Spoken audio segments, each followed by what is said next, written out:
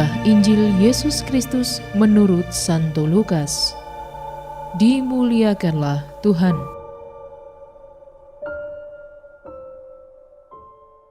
Dan ketika Yesus telah dekat dan melihat kota itu, ia menangisinya, katanya, "Wahai betapa baiknya,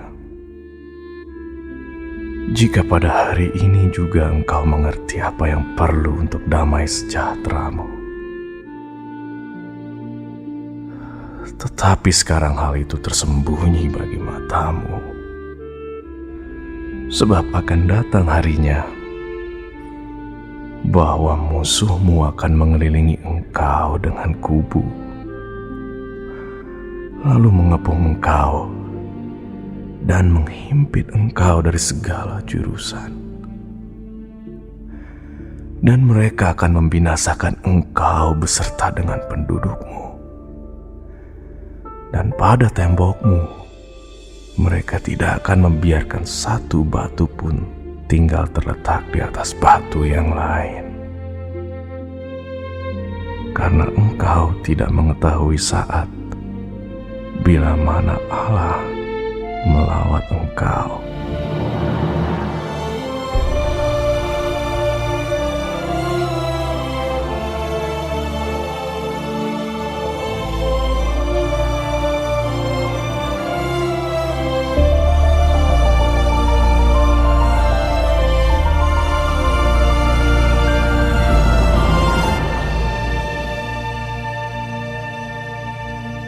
Demikianlah Injil Tuhan.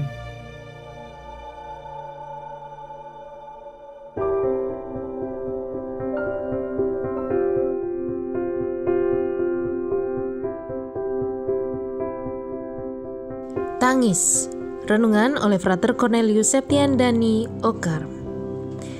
Sahabat Cafe Rohani, setiap manusia pasti pernah menangis. Tentu ada banyak macam alasan mereka menangis. Ada yang menangis karena bahagia, seperti teman saya yang menjuarai perlombaan tingkat provinsi. Dia meneteskan air mata. Ada juga yang menangis karena sedih. Ia ditinggal oleh orang yang dicintai. Tapi ada juga orang yang menangis karena prihatin atas keadaan yang terjadi. Macam tangisan yang terakhir itulah yang dialami oleh Yesus dalam Injil hari ini. Dia menangis karena prihatin atas keadaan orang-orang Yerusalem. Hidup mereka tidak lagi mencerminkan kerukunan, kepedulian, dan damai sejahtera.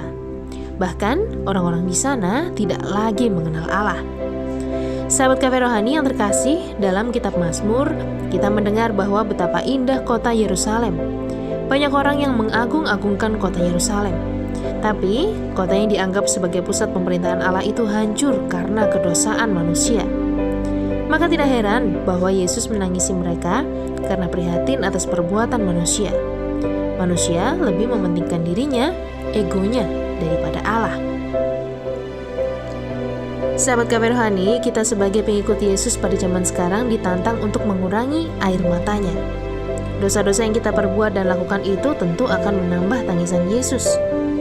Sikap acuh tak acuh terhadap keadaan sekitar, tindakan melecehkan orang lain, sombong, egois, tidak mau menolong orang lain, dan aneka sikap yang negatif tentu akan menambah tangisan Yesus.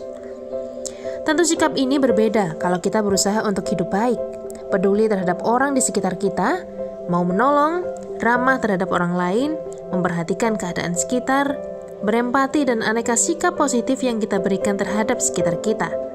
Tentu sikap ini membuat Yesus bergembira terhadap kita dan mengurangi air matanya. Dengan demikian, pertanyaan yang perlu kita renungkan adalah bagaimana hidup kita, pikiran, perkataan, dan perbuatan kita. Selamat menikmati menu hari ini. Renungan juga bisa Anda baca selengkapnya di Cafe Rohani edisi bulan ini. Dengarkan juga renungan ini di radio.karmelindomedia.com.